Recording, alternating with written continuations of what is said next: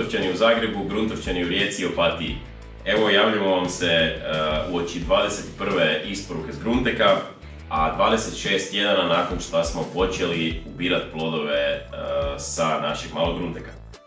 U 21. isporuci vidjet ćete, košarice su stvarno jako bogate, zelene, lisnate, sočne.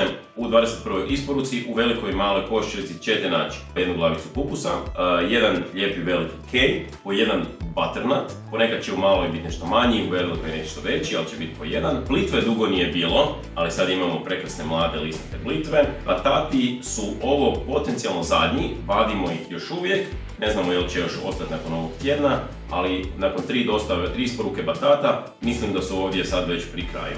Rajčica nevjerojatno, ali još uvijek nešto imamo, nema ih puno, ali ih svejedno stavljamo u košarice. Mladog luka ćete naći oko 30 deka ušlet i u velikoj i u maloj. I naravno naš klasični salata mix, jedna glavica u maloj, dvije u velikoj. A poseban dodatak u veliku i u malu košaricu ovaj tjedan. U maloj imamo brokulu po prvi put i u velikoj imamo korabu. Očekuju nas još negdje oko 6 tjedana vegetativne sezone, očekujemo nekakvih 4 isporuke u tom periodu. To je sve za ovaj tjedan, veselimo se sljedećem tjednu i sljedećoj berbi. Dobar vam tek!